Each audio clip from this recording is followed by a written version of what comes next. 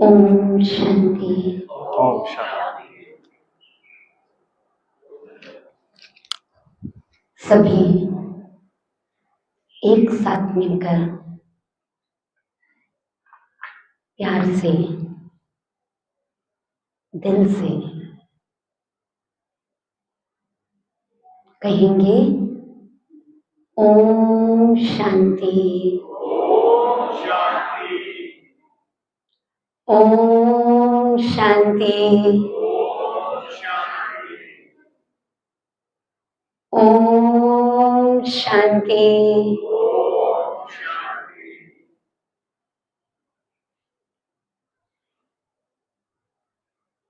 प्यार के सागर बाबा के उस परम पिता परमात्मा के हम सभी लाडले बच्चे आज यहाँ बैठे हैं और एक लक्ष्य के साथ बैठे हैं कि हम सभी को स्वस्थ होना है। क्यों बैठे हैं? बोलेंगे। देखो मेरे थोड़े कान खराब हैं तो सभी को बोलना है। लोग कहते हैं भाई हमारी सुनो, आप मत बोलो। और मैं क्या कह रही हूँ कि आपको बोलना है। तो हम सभी यहाँ किस लक्ष्य के साथ बैठे हैं? देखो जो नहीं बोलेगा ना वो स्वस्थ भी नहीं होगा, तो इसलिए फटाफट बोल लो। जैसे मैं बोलूँ ना वैसे मेरे साथ बोलना। हम सभी यहाँ पर स्वस्थ होने के लक्ष्य से बैठे हैं। तो स्वस्थ होना माना स्व में स्थित हो जाना, और जो स्व में स्थित नहीं हो सकता वो कभी भी स्वस्थ हो ही नहीं सकता। आप सभी 2.5 दिन से ये सब सुन रहे हैं और तीसरा शिविर आप में से कुछ लोग ऐसे भी होंगे जो अटेंड कर रहे हैं। तो क्या आप सभी को ऐसा लगता है कि ये सब कुछ करके, सुन के, देख कर हम इसको पूरा फॉलो कर लेंगे? अब आपको मैं एक वंडरफुल बात बताऊं या नहीं? देखो बोलना तो आपको पड़ेगा, चुप मैं आपको रहने नहीं दूंगी। बताऊं या नहीं बताऊं कि आप ये सब कुछ करके भी संपूर्ण स्वस्थ नहीं होंगे? ये मेरी गारंटी है। जिग्नेश भाई गारंटी करते हैं ना, आप करो आप हो जाएंगे। और मैं गारंटी करती हूँ आप 100% फॉलो करो, पर आप संपूर्ण स्वस्थ नहीं होंगे। मन और विचार को भी भगवान से जोड़ना पड़ेगा। नहीं होंगे। क्यों? इसका कारण है 90% बीमारी दिमाग में है, आत्मा में है, और 10% बीमारी शरीर में है। इलाज किसका कर रहे हैं? शरीर का। और 10% पर ध्यान रखें और 90% इग्नोर हो जाए तो बीमारी ठीक हो जाएगी? ऐसे ऐसे नहीं करना, जो ऐसे ऐसे करे वो होंगे। भगवान ने मुंह दिया। ठीक हो जाएगी क्या? बोलो बोलो फिर। नहीं होगी। मानो, पहले मानो कि ऐसे बीमारी ठीक नहीं होगी। नहीं होगी। तो बीमारी कैसे ठीक होगी? बताएं। जो नहीं बोल रहे हैं कि बताओ, तो उनको बता के फायदा क्या है? हमें कहिए, आप बताओ। सभी बोलो, बताएं। एक काम भगवान ने इनको दिया है कि इनका आहार ठीक कराओ। क्या कराओ? आहार ठीक कराओ। आहार ठीक कराओ। आहार। और दूसरा काम भगवान ने समझाया है कि व्यवहार को ठीक करो। किसको? अब कहेंगे हम तो बहुत अच्छे हैं, हमारे में कोई गड़बड़ नहीं है, हम किसी के साथ कभी गलत नहीं करते, हमने किसी के साथ कभी गलत किया नहीं, हमारा व्यवहार बहुत अच्छा है। भाई कहते हो नहीं कहते हो? बोलो बोलो। सभी कहते हैं या कोई कोई कहता है? सभी कहते हैं। व्यवहार ठीक नहीं क्योंकि विचार ठीक नहीं। विचार ठीक नहीं क्योंकि संस्कार ठीक नहीं।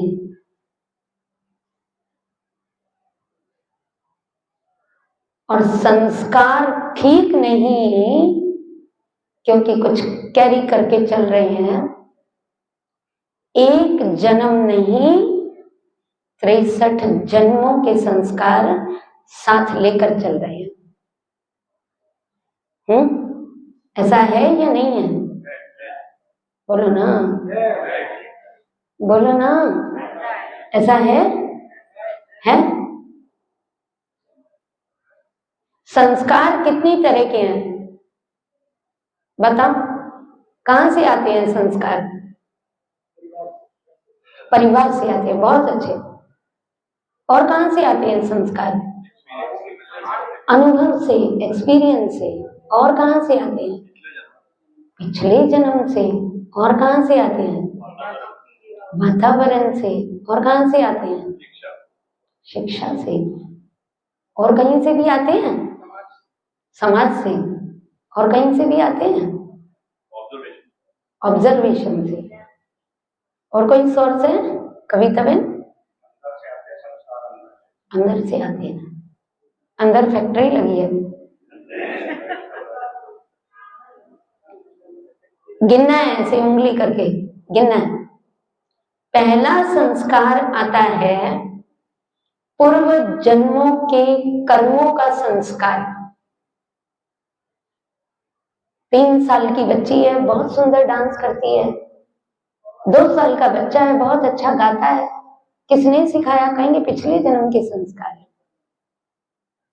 है या नहीं? दूसरा संस्कार है गर्भ संस्कार, मां के पेट का संस्कार। उस समय जो वो करती है वो बच्चे पर असर पड़ता है। तीसरा संस्कार है संघ का, वातावरण का संस्कार। चौथा संस्कार है पेरेंटल, दादा दादी, मामा मामी, नाना नानी। परिवार ही ऐसा था तो ये बच्चा भी ऐसा ही है। अगला संस्कार है अपने कर्मों का संस्कार। जो कर्म हम बार बार करते हैं वो हमारा क्या बन जाता है? बोलो, संस्कार बन जाता है। तो जो पिछले 4 संस्कार है ना, उनका असर फिर भी धुल जाता है पर जो अपने कर्म बार बार किए हैं उसका संस्कार पक्का हो जाता है, वो आदत बन जाती है। और छठा संस्कार है अनादि संस्कार। जब हम भगवान के घर से आए थे तो हम कैसे थे? शांत, पवित्र, खुशी से भरपूर, आनंद से भरपूर। वो हमारा ओरिजिनल संस्कार है जिसको हम भूल गए। तो बाकी सभी संस्कारों को साथ लेकर चलते हैं और एक दिन हमारा अंतिम संस्कार हो जाता है। हो जाता है? सत्य बोलो, कहते हैं मरे हुए को बता रहे हैं या जिंदा को बता रहे हैं? तो अभी जो हमें ये आदत पड़ी हुई है आहार को खाने की, क्या करें? सुबह की चाय नहीं मिली, गुजारा कैसे होगा? मेरा तो सर फट जाएगा। मैं नहीं रह सकती भाई सुबह की चाय के बिना। सुबह सुबह भर पेट 4 परोठे नहीं खाए, मैं हरियाणा में रहने वाली, पंजाब में रहने वाली, परोठे और मक्खन नहीं खाए, मेरा शरीर काम नहीं करेगा, मैं नहीं चल सकती। भैया आए हैं तो मरना तो है ही एक दिन, खा पी के मर ले। दुनिया के मजे ले ले। आए हैं, जाना तो है ही, पर खा पी के मर ले। हैं बाबूजी? खा पी के मर ले। लोगों को लगे तो सही हम खाते पीते करके हैं। कोई कहता है मोटा है बड़ा, लाला सेठ, अरे मोटी कहाँ चल दी? कहेंगे देख मेरे को कह रही है मोटी है। भाई मैं मोटी नहीं हूं, मैं खाते पीते करती हूँ। मैं क्या करूं? मुझे मिलता है तो मैं खाती हूँ। तुम्हें नहीं मिलता होगा, तुम ही सूखे पड़े हो। खाना है, खाने को मना थोड़ी है। किसने कहा मत खाओ? खाओ पियो ऐश करो, रोज करो, मौज करो, नहीं मिले खोस के करो, पर करो जरूर। पर बाद में क्या करो? बाद में क्या करो? एनडीएस करो। क्यों करूं भाई? मेरे क्या बुरे दिन आए हैं जो मैं एनडीएस करूं? ये तो कहेंगे खाओ ही मत, 11 बजे तक मत खाओ, 12 बजे तक मत खाओ, भूखे रहो। करूं क्या? कर लोगे?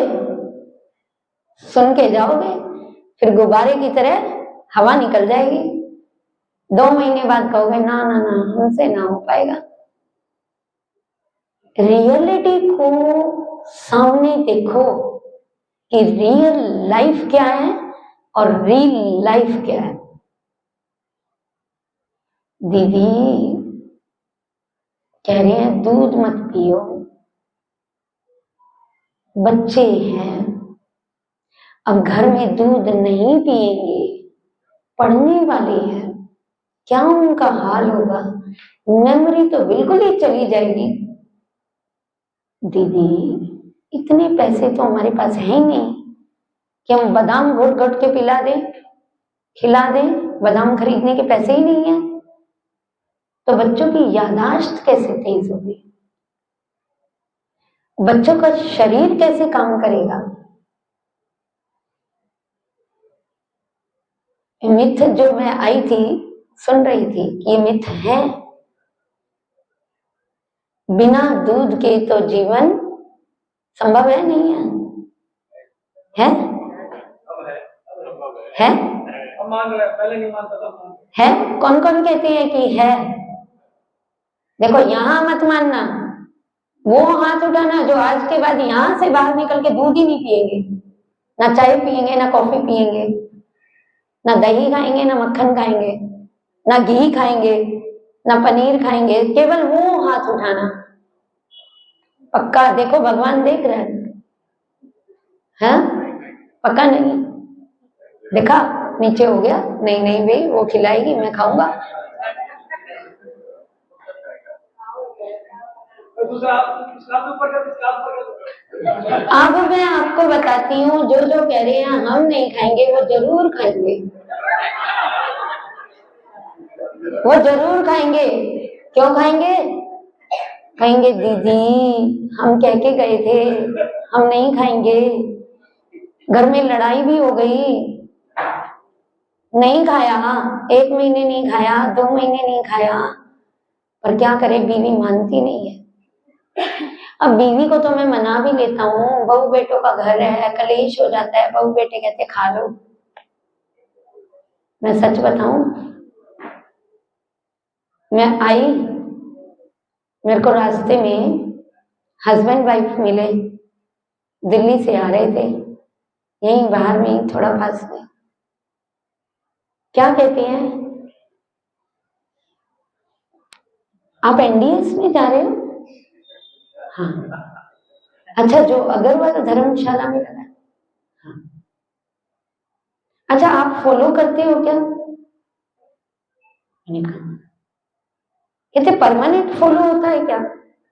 मैंने कहा आपने सुना है क्या? कहते मैंने ना, रामविलास भाई ने मुझे बुलाया, मैं पिछला कैंप अटेंड करके आई, 1 महीना नहीं खाया, मुझे नहीं पता था साथ में बैठे उनके पति हैं। कहते हैं मैंने 1 महीना नहीं खाया, मुझे अच्छा बड़ा लगा, मेरी बीमारी तो ठीक हो गई, पर दीदी 1 महीने के बाद रुक तो नहीं पाई ना, अब क्या करूं, बच्चे मानते तो नहीं, खाना पड़ता है। हाँ, मैं क्या करती हूँ, अपने आप को अच्छा लगता है ना तो यूट्यूब पे सुनती रहती हूँ, पर फॉलो नहीं करती हूँ। सुनना मुझे बड़ा अच्छा लगता है। तो मैंने कहा आप अपने परिवार को साथ में लेके चलो तो आपके लिए सहज है। कहती है ना ना, परिवार वाले कहाँ मानते हैं, कहते हैं बच्चों का घर है, ऐसे थोड़ी चलता है, आना जाना पड़ता है, रिश्तेदारी में चलता थोड़ी। हम नासिक भी गए, हम वहां भी गए, वहां भी हमने अटेंड किया, पर फॉलो नहीं होता। मैंने कहा आप एक काम करना, आप कल जरूर आना, संडे का दिन है, मैं भी आपको वहीं मिलूंगी। तो बोली ठीक है, मैं देखती हूँ। पति ने कहा सुनने से कुछ नहीं होता, अपने आप से होता है, अंदर से तो है नहीं, खाए बिना रहा नहीं जाता।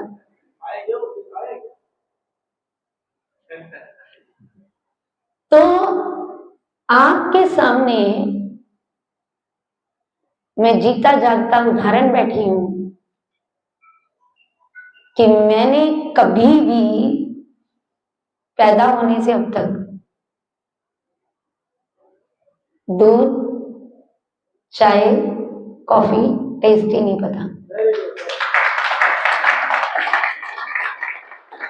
टेस्ट ही नहीं पता।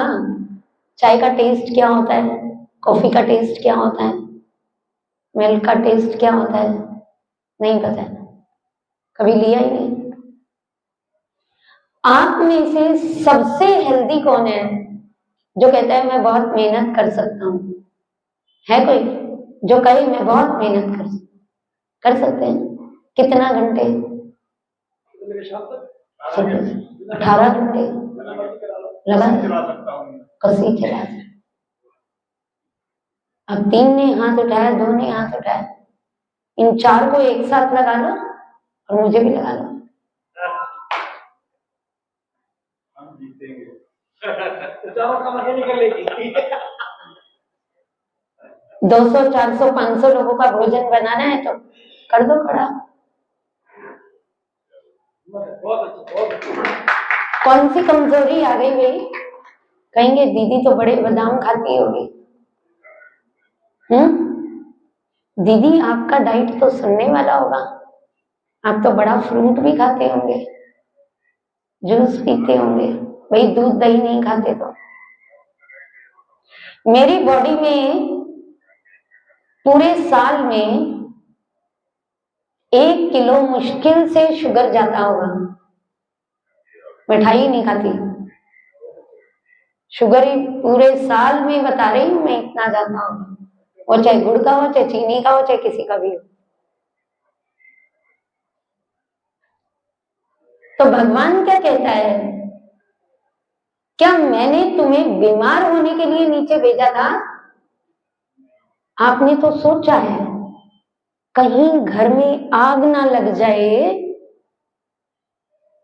मैं इंस्ट्रूमेंट लगा लेता हूं आग बुझाने वाला, है ना? आपने तो सोचा है ना? कहीं कल को मैं बीमार ना हो जाऊं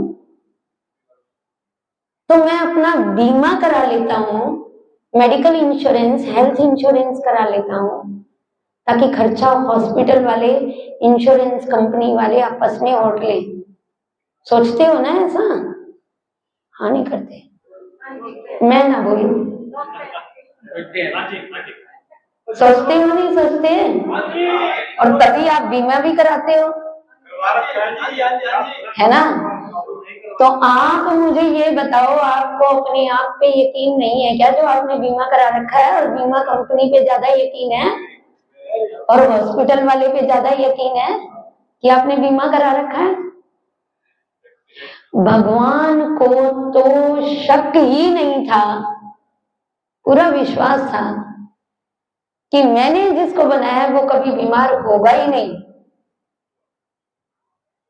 तो उसने ना हॉस्पिटल बनाए, ना मेडिसिन बनाई, ना डॉक्टर बनाए, ना जिम खोले।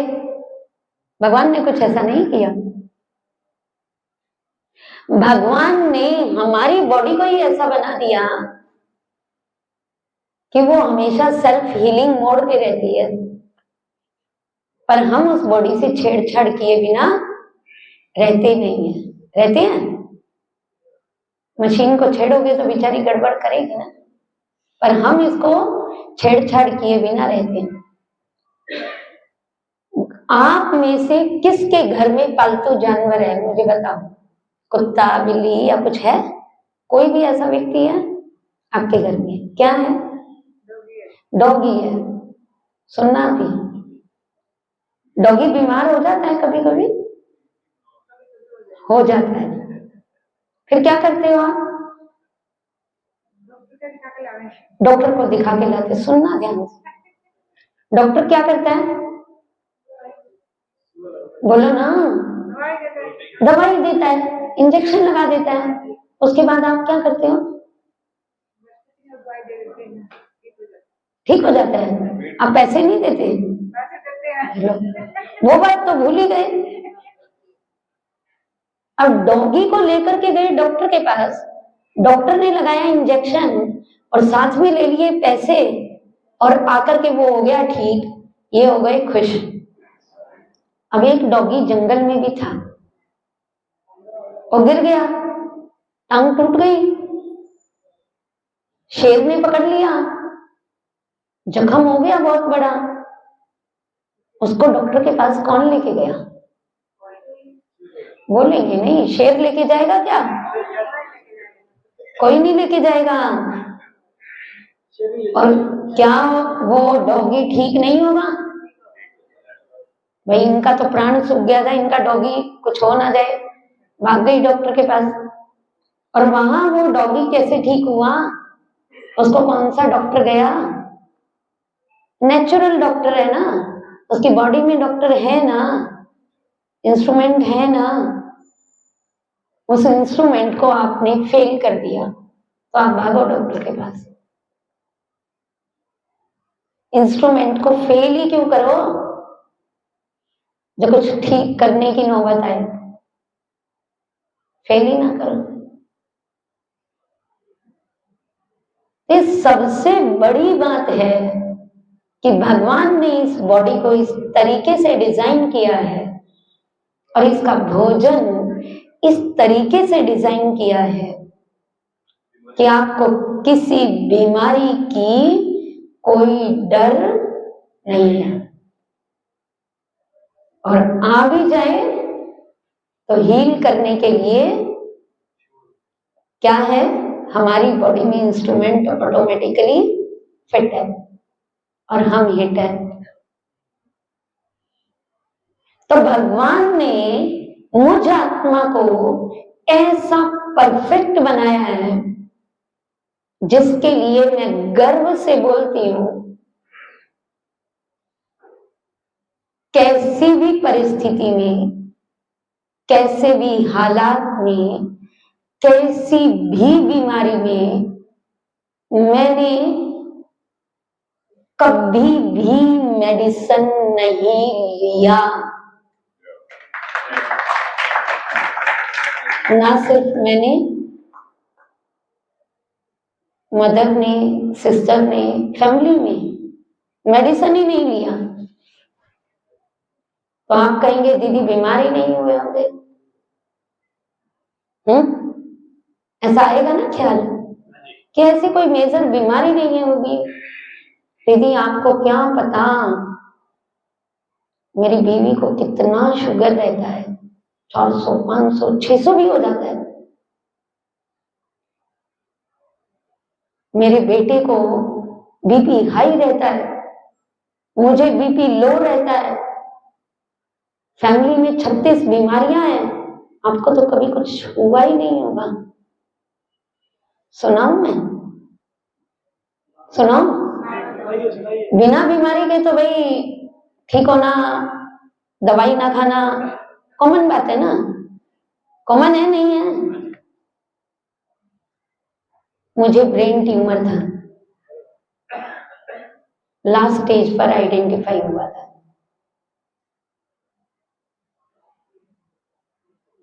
2012 में मेरा ट्रेन से एक्सीडेंट हो गया था।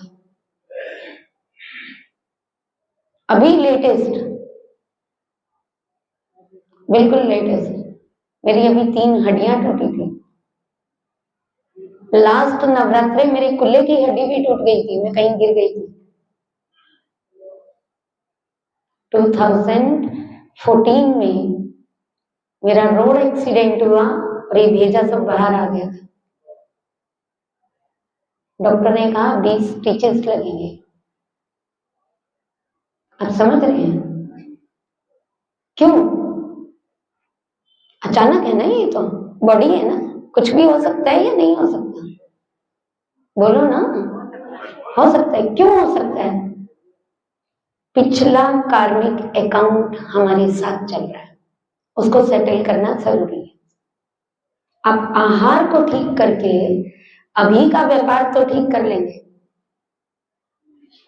पर अचानक क्या होगा उसका तो आपको नहीं मालूम ना, उसको भी ठीक करना जरूरी है। तो कभी किसी भी कंडीशन में मेडिसिन नहीं लिया। आप में से कोई डॉक्टर हो तो साथ में ले जा सकते हैं। ब्रेन ट्यूमर का कोई भी लक्षण मुझ में नहीं है। Fully cure, self healing. कभी प्लास्टर नहीं चढ़वाया, खुद ही ठीक किया।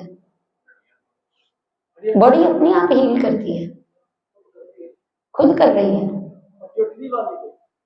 खुद ही करती है। बॉडी अपने आप से ही करते हैं, मतलब बाहर जाकर के किसी से। एक थ्योरी को सीखा है बचपन से। पापा एक शब्द कहते थे, छोटे थे जब, बोलेंगे मेरे साथ, खाया पिया अंग लगे, जमा किया जंग लगे। भाई जंग क्यों लगे? बेटे पोते नहीं खाएंगे? 2 पीढ़ी का जोड़ लिया, तीसरी पीढ़ी का कहां से आएगा? थोड़ा जोड़े नहीं क्या? जोड़े नहीं जोड़े? बोलो भाई, जोड़े नहीं जोड़े? दुकान बंद करेंगे क्या? व्यापार बंद करेंगे क्या? काम बंद करेंगे क्या?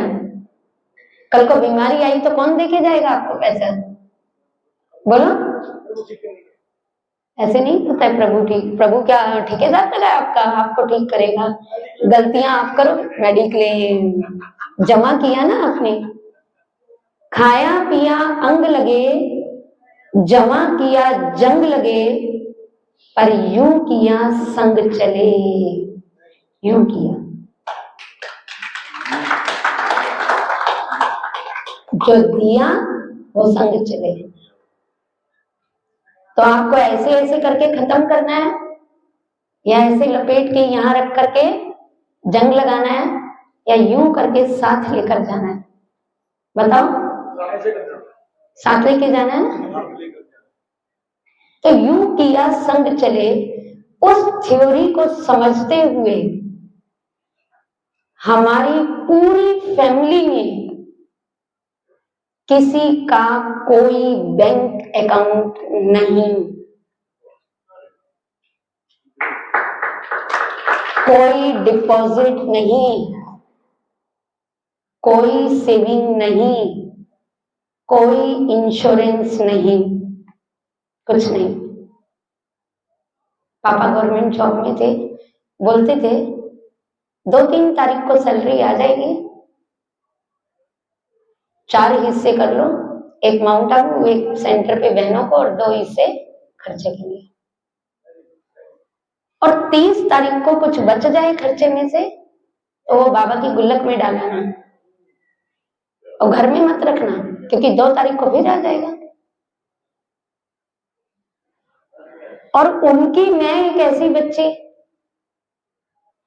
जिसको भगवान ने अपनी खास नेमत से बख्शा है। मैं 2 साल की उम्र से इस जीवन में ज्ञान में हूं, लेकिन वास्तव में मैं पिछले जन्म से ज्ञान में हूं। तो 50 साल हुआ मुझे ज्ञान में, मम्मी पापा के थ्रू आई। और जब मैं बहुत छोटी थी, पहली बार जब मैं 2 साल की उम्र में सेंटर पर गई, तो जैसे मैं यहाँ बैठी हूँ, जाते ही मैं संदली पे जा बैठी और 4 घंटे माँ बाप मुझे ही भूल गए। बाद में ढूंढ पड़ी कहाँ गई, तो पता लगा कि वहां योग में बैठी है 2 साल की बच्ची। और जो हमारे को ये मिथ है कि हम कुछ नहीं खाएंगे तो हमारे शरीर को पता नहीं क्या हो जाएगा, जिसको हम बड़े प्यार से पालते हैं। तो जब से हम पैदा हुए हैं तब से आज तक बाबा के घर, मधुबन या सेंटर, उसके अलावा हमने कभी किसी के यहाँ का भोजन तो बहुत दूर की बात है, पानी भी नहीं पिया। ये सेल्फ हीलिंग प्रोसेस का एक तरीका है, मैं आपको बता रही हूँ। मशीन की छेड़छाड़ का तरीका है जो हम करते हैं। क्यों खाया क्या, वो तो बहुत अटेंशन वाली बात है, पर खाना बनाने वाला भी कौन है, वो भी बड़ा अटेंशन वाली बात है। कोई ऐसा भोजन इस शरीर में नहीं गया। बाजार का तो हमें पता ही नहीं, टेस्ट ही नहीं पता, पर किसी रिश्तेदार का, किसी सगे संबंधी का, किसी और का मालूम ही नहीं कि क्या टेस्ट होता है। बाबा के बच्चों के घर भी जाएं तो नहीं पता टेस्ट क्या होता है। बनाने वाले का क्या व्यवहार और विचार है, उसका भी बड़ा प्रभाव है। नहीं तो स्वास्थ्य का अभाव है। अब आगे चलो, कहोगे दीदी आप तो घर में रहते थे, फिर सेंटर पर आ गए तो आपको तो चल जाता है। अब हम तो परिवार में, संसार में, समाज में रहते हैं, नौकरी करते हैं, व्यापार करते हैं, कैसे चलेगा? चलेगा राम विलास भाई? कहते हैं नहीं चलेगा। तो परिवार और समाज की बात करें तो मैं 8th क्लास की उम्र, 8th क्लास में पढ़ाई छोड़ के और मैं माउंट आबू चली गई, समर्पित हो गई। पर उसके बाद बाबा ने मुझे जो विशेष सबकी सेवा के लिए नेमत बख्शी, तो भी आप देखो कि मेरे को बाबा ने बड़ा पढ़ाया, लौकिक भी और अलौकिक भी। उसके बाद मैंने अपनी ग्रेजुएशन बीकॉम कंप्लीट किया, एमकॉम किया, एमए इकोनॉमिक्स किया, एमएससी कंप्यूटर साइंस किया, MSc वैल्यू एजुकेशन किया, MSc हेल्थ केयर किया, MSc योगा किया, MSc हिप्नोसिस किया, MSc काउंसलिंग किया, 15 PG डिप्लोमा किए, B.Ed किया, LLB किया,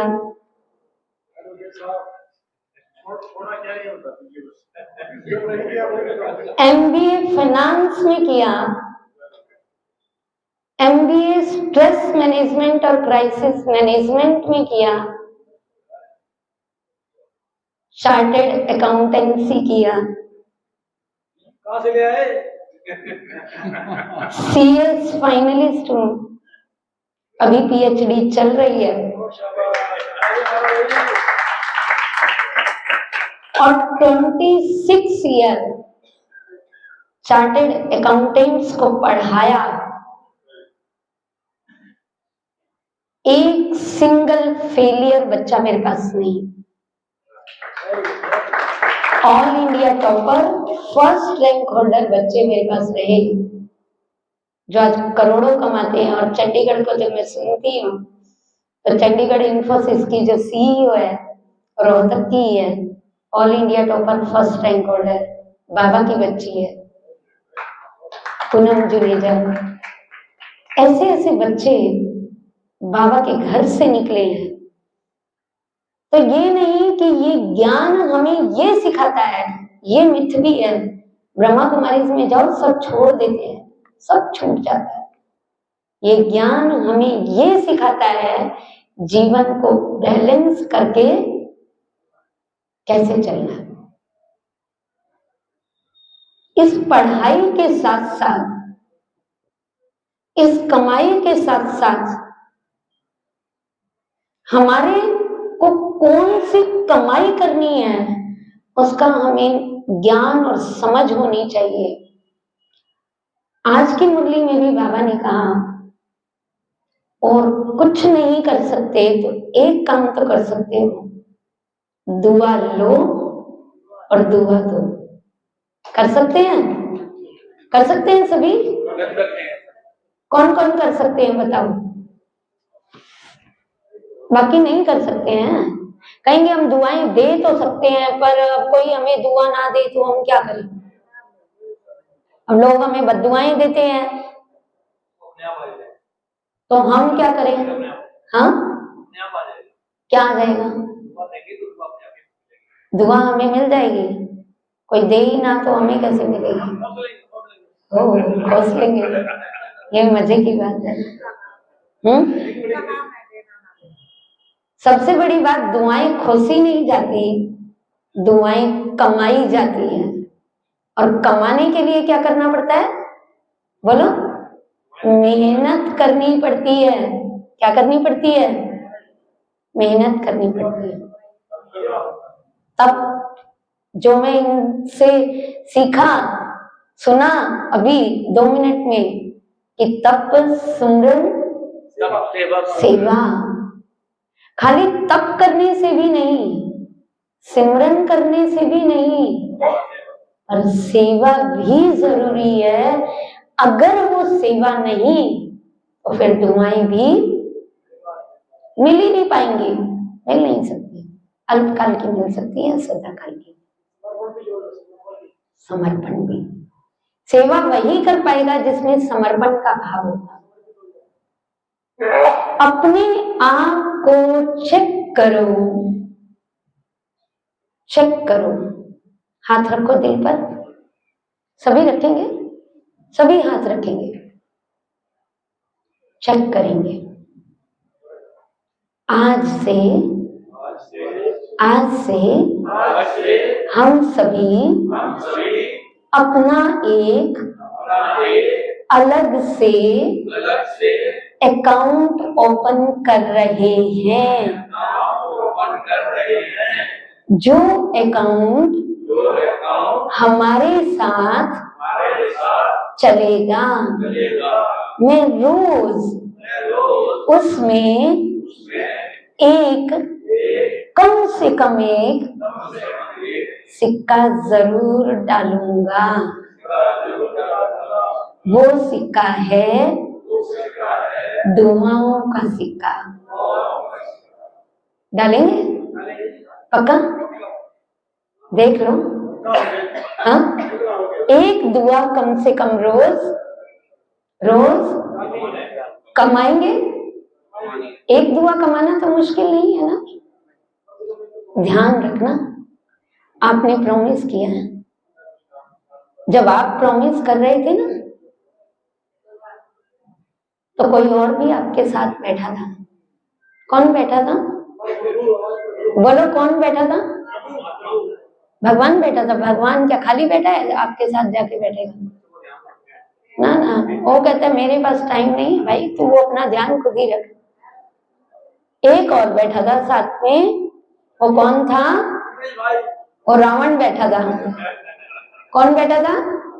रावण बैठा था। और उसने कहा मैं देखता हूं तो कैसे उसमें एक सिक्का डालेगा। तो वो एक सिक्का कमाना भी आपको आसान नहीं होगा, पर आपको वो एक सिक्का कमाना ही है। कमाएंगे? कमाएंगे?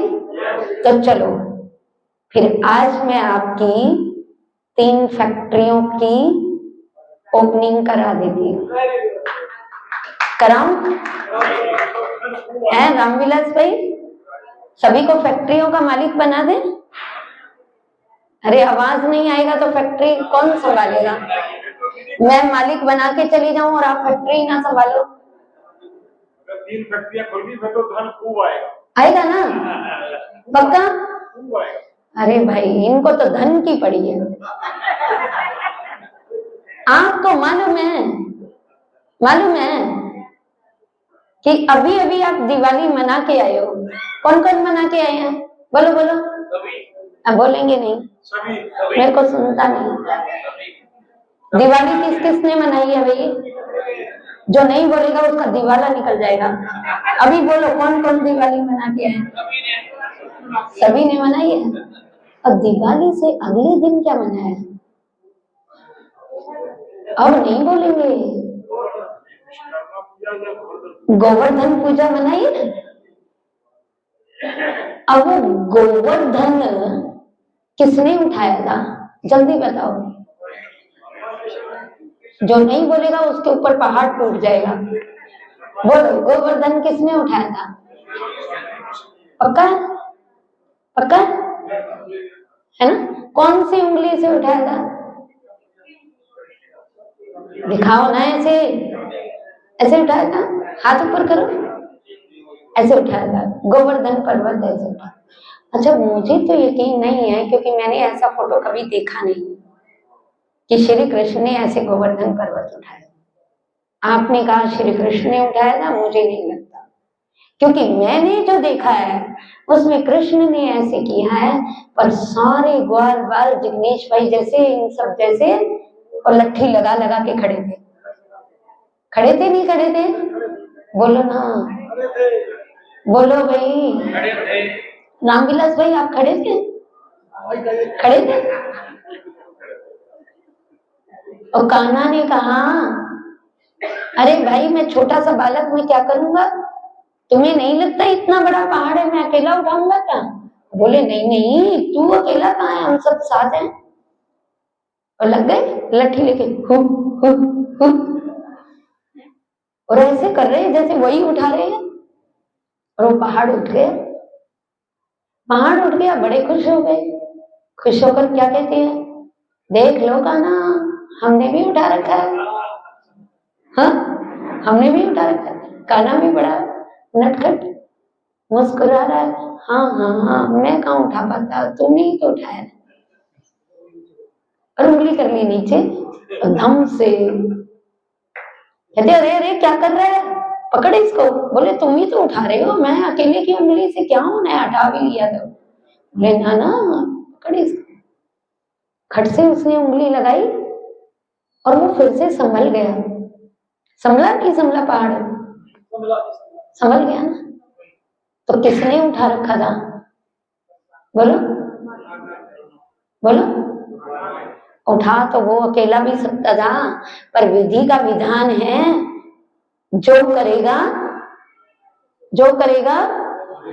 सो पाएगा, जो बोएगा सो कटेगा, जितना करेगा उतना पाएगा, जैसी करनी। अब विधि का विधान है ना, तो उसने कहा मैं ही उठा लूं तो सब कुछ मुझे ही मिल जाएगा। तो उसने कहा भाई तुम सब भी उठा लो, पर वास्तव में तो सारा बोझ किसने उठा रखा था? कान्हा ने उठा रहा है। मेरा तेरी कृपा से सब काम हो रहा है, करते हो तुम कन्हैया मेरा नाम हो रहा है। और इस उंगली में अब कितने पोर हैं, देखो ध्यान से, बोलो कितने हैं? आवाज नहीं आती है। जिग्नेश भाई इनको कुछ खाने को नहीं देते हो, बेचारे क्या कहें, कह देते हैं कि अभी कुछ खाने को मिले तो मुंह से बोल भी निकले। कितने पोर हैं? 3 है, मुझे 4 दिखते हैं। 3 है, चौथा बहुत छोटा सा है जो इस हथेली को जोड़ता है। ये मैंने जो इतना सुना है ना, ये इनके सवाल का जवाब है कि फैक्ट्री लगाओगे तो धन बड़ा आएगा। तो अब इस 3 पोर में देखना, तन, मन और धन। भगवान को क्या कहते हैं? तन मन धन सब तेरा, तेरा तुझको अर्पण क्या लागे मेरा। तो धन कौन से नंबर पर आता है? आपको तो फैक्ट्री लगते ही धन की चिंता हो गई, फैक्ट्री अभी लगी भी नहीं। तो धन तीसरे नंबर पर आता है। यहाँ आप धन कमाने आए हैं या तन कमाने आए हैं? आप सभी क्या कमाने आए हो? तन कमाने आए हो ना। तो तन, मन और धन, और चौथा वो छोटा सा हिस्सा है, वो है जन। जन मना परिवार और समाज। तब बनेगा ये पूरा संसार। तो आज जो मैं फैक्ट्री आपको लगा करके दूं, उस फैक्ट्री को संभाल कर रखो, तो मैं लगा कर दूं, नहीं तो ना लगूं। जल्दी लगा दो भाई। हाँ केशव भाई, तो हम तो सीखेंगे, सीखोगे ना। मैं नोट कमाने का एक तरीका बताऊंगी ये, और ये पक्का आपको नोट कमा के देगा। अगर आपने ये फैक्ट्री लगा ली ना, तो ये नोट तो आप कमा ही लोगे, स्थूल भी और सूक्ष्म भी। लगेगी ना केशव भाई? सबकी लगवाएं या किसी किसी की लगवाएं? सबकी। तो चलो जी, हाथ उठाओ और ऐसे रखो। आज से मैं अपने दिमाग में आइस फैक्ट्री खोल रहा हूं। हर परिस्थिति में, हर कीमत पर अपने दिमाग को हमेशा शांत रखूंगा। ठंडी रहेगी, कभी गर्म नहीं करूंगा। खुली आइस फैक्ट्री, खुल गई। अब ये कहते हैं शुगर नहीं खाना, मैं तो आपकी सेकंड शुगर फैक्ट्री खुलवा रही। हाथ रखो। आज से मैं अपने मुख में शुगर फैक्ट्री खोल रहा हूं। सदा मीठा बोलूंगा और मीठा ही सुनूंगा। तो दुआ मिलेगी, दुआ लगेगी, है ना। मीठा ही बोलना है। और तीसरा, अपना हाथ उठाओ, दिल पर रखो। मैं अपने दिल में सभी के लिए सदा प्यार रखूंगा, क्योंकि मैं लव फैक्ट्री का मालिक हूं। ठीक है, एक आइस फैक्ट्री, एक शुगर फैक्ट्री, एक लव फैक्ट्री, तो लाइफ हो गई सेटिस्फैक्ट्री।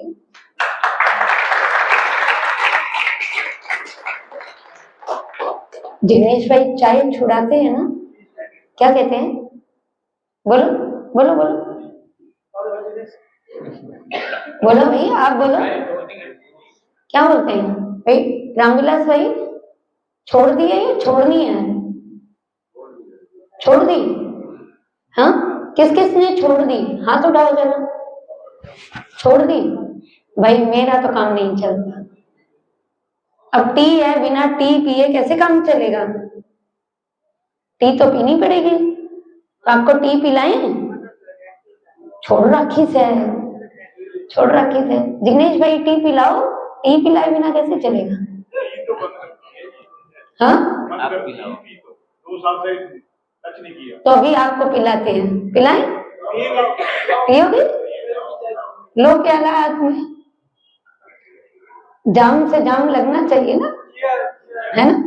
तो प्याला हाथ में लो, कविता में आप भी लो, है ना? हाँ, सुमन बहन, तो प्याला लो हाथ में, चाय की प्याली है ना? चाय की प्याली हो, कोई संभालने वाली हो, घर में प्यारी सी घरवाली हो, तो मजा ही आ जाए, दुनिया ही निराली हो। हाँ, तो हम चाय पियेंगे। हाँ, नहीं हो तो एक मीठी सी साली हो, कोई गाली देने वाली हो। हाँ? तो आज हम चाय पियेंगे, और ये चाय वंडरफुल चाय है। पहली चाय है प्योरिटी, टी है ना? तो क्या है? ऐसे करो, हाथ कल गया, प्योरिटी है, पीना तो पड़ेगा। देखो, आप हाथ ऐसे करके चाय तो नहीं पी सकते, ऐसे करो, प्योरिटी। हाँ, दूसरा सिप लेना है, एक और टी है, रॉयल्टी, है ना? ऐसी चाय किसी ने पिलाई? तीसरा है रियल टी, है ना? तो टी हमने कहाँ छोड़ी? नहीं छोड़ी ना? नहीं छोड़ेंगे। प्योरिटी, रॉयल्टी, रियलिटी, ऑनेस्टी, ईमानदारी से नहीं छोड़ेंगे इसको, इसका मेरा बहुत साथ है। तो ऑनेस्टी, अगर ये टी पिएंगे तो कपटी नहीं बनेंगे, क्योंकि चाय पीने के लिए कप और टी दोनों चाहिए, माना हम कपटी हैं। तो कप और टी दोनों छोड़ दो, माना कपटीपन छोड़ दो। ये जो छोटे छोटे मंत्र है ना, छोटे छोटे मंत्र, ये हमारे जीवन के तंत्र को संभालते हैं। और यंत्र ऐसा है जो जीवन का मर्म समझ में आता है और जीवन इजी लगता है। मुस्कुराहट जीवन से कभी जाती नहीं है। जाएगी? नहीं जाएगी? तो सदा मुस्कुराते रहो। मैं सुबह सुन रही थी, बड़ा अच्छा गीत सुना रहे थे रामविलास भाई, अपने लिए जिए तो क्या जिए, ऐ दिल तुझी जमाने के लिए। तो अभी तक किसके लिए जी रहे थे आप? बोलो ना। अभी तक तो आप दूसरों के लिए जी रहे थे। बच्चों के लिए करना है, बीवी के लिए करना है, माँ बाप के लिए करना है, पर अपने लिए कब करना है? बोलो, कब करना है? अपने लिए कब करना है? वो तो उल्टा मंत्र बता रहे थे, अपने लिए जिए तो क्या जिए। अब अपने लिए पहले करो, और जीवन का अब ये थोड़ा सा समय आप अपने लिए दो। अगर अब नहीं दिया तो कभी दे नहीं सकेंगे, लेट हो जाएंगे। लेट तो ऑलरेडी हुआ, अब लेटने वाले हो, टू लेट होने वाले हो। आप लोग आकर के कह देते हो दीदी लोग क्या कहेंगे, ये कहीं का कुछ खाता नहीं है। ऐसी शिकायत सभी को है या नहीं है? आप ईमानदारी से बताना, है या नहीं है ये शिकायत कि लोग क्या कहेंगे? है या नहीं है? पीछे वाले बोले है ना ये शिकायत। अब मैं एक छोटी सी बात आपसे पूछ लूं, पूछो। कोरोना का टाइम किस किसने देखा है? देखा है, अच्छे से देखा है। डॉक्टर ने क्या कहा था? आपको बाहर का खाना, बोलो, खाना है? होटल का खाना है? शादी में जाना है? मरने में जाना है? सत्संग में जाना है? किसी के जन्मदिन पर जाना है? तब आपको ख्याल आया चार लोग क्या कहेंगे? आया क्या? नहीं आया। एक डॉक्टर के कहने से आपने वो बाजार का खाना छोड़ दिया, रिश्तेदार के पास जाना छोड़ दिया, तो भगवान के कहने से और अपने आप के लिए क्या हम ये नहीं कर सकते? बोलो, कर सकते हैं या नहीं कर सकते? अगर हम उसके कहने से कर सकते हैं जिसमें कोई कमाई भी नहीं मिलने वाली, तो यहां तो ऐसे करने से कितनी बड़ी प्रोटेक्शन है या नहीं है? तो करना सहज है या मुश्किल है? बोलो, मुश्किल है आसान है? आसान है। अभी जो हमने सुना, जो हमने समझा, जो हमने देखा, जो हमने महसूस किया एक दूसरे के अनुभवों से, अब उसको अपने जीवन में उतारना है। सुनना नहीं है, पर उसको क्या करना है? अपने जीवन में उतार कर स्टैंप लगानी है, एग्जाम्पल बनना है, दूसरों के लिए मोटिवेशनल बनना है कि मुझे देखकर कोई दूसरा बदल जाए। ऐसा मुझे करना है। करेंगे? करेंगे? अपने आप से प्रॉमिस करेंगे? प्रॉमिस करेंगे ना अपने आप से कि हम ऐसा बनेंगे, तभी इन सभी का आना और आप पर इतना समय लगाना और आपका भी अपने घर से चलकर आना और यहाँ बैठना और ये सुनना क्या होगा? सार्थक हो जाएगा, सफल हो जाएगा।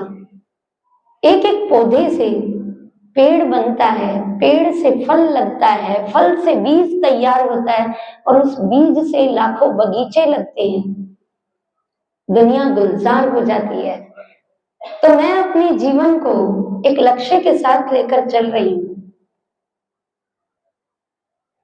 दुनिया को नहीं देखती, क्योंकि सबसे बड़ा रोग क्या कहेंगे लोग, तो लोगों को क्या देखना? लोगों का काम है कहना कुछ तो लोग कहेंगे। ले दे के फकत एक नजर ही तो है। नजर माना नजरिया। ले दे के फकत एक नजर ही तो है, क्यों देखें जिंदगी को किसी की नजर से हम, कि लोग क्या कहेंगे। ले दे के फकत एक नजर ही तो है, क्यों देखें जिंदगी को किसी की नजर से हम, माना कि इस जमीन को गुलजार कर ना सके, माना कि इस जमीन को गुलजार कर ना सके, कुछ खार कम तो कर जाएं गुजरे जिधर से। सबको खुशी दे ना दे, पर जहां से हम जाएं वहां दुनिया गुलजार हो जाए, ये लक्ष्य मेरे जीवन का है। मैं कहती हूँ मेरे पास करोड़ों रुपया नहीं, अरबों रुपया नहीं कि मैं हॉस्पिटल खोल दूं, पर मैं कुछ ऐसा कर जाऊं कि एक एक बीमार को ठीक कर जाऊं, तो ये हॉस्पिटल खोलने से भी बढ़कर है। तो अपने जीवन को चलता फिरता हॉस्पिटल बना दो, है ना? तो जीवन सभी का क्या हो जाएगा? गुलजार हो जाएगा, सार्थक हो जाएगा। तो आप सभी को बहुत दुआओं के साथ, बहुत शुभकामनाओं के साथ, बहुत बल के साथ मैं ऐसी अपेक्षा रखती हूँ, उम्मीद रखती हूँ कि आप सभी आगे भी बढ़ेंगे, जीवन में इसको धारण भी करेंगे, औरों के लिए प्रेरणा स्रोत बनेंगे और अपने साथ साथ औरों का जीवन भी सुखी और खुशनुमा बनाएंगे। राहुल ये गीत लगाना 2 मिनट के लिए, उस प्यारे प्रभु को शुक्रिया करके, शुक्राना है, शुक्रिया है उस प्रभु का जिसने मुझे इतना सुंदर तन दिया, प्यारा सा मन दिया, पर्याप्त धन दिया और इतना सुखी जन दिया, परिवार दिया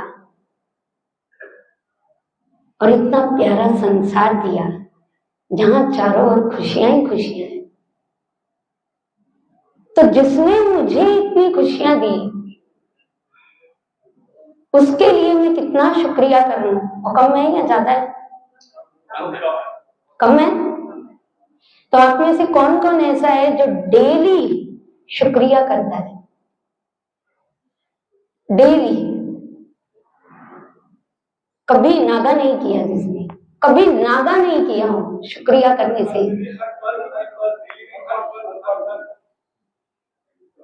छोटे बच्चे को मैनर सिखाते हैं, किसी ने चॉकलेट दिया है थैंक यू बोलो। भगवान ने इतना अरबों खरबों का शरीर दिया है, अनमोल शरीर दिया है, शुक्रिया करना भूल गए। यहां से जब जाएंगे तो रामविलास भाई और आप सभी, जिग्नेश भाई और उनकी टीम को बड़े प्यार से बोलेंगे थैंक यू भाई साहब, जल्दी आना, है ना?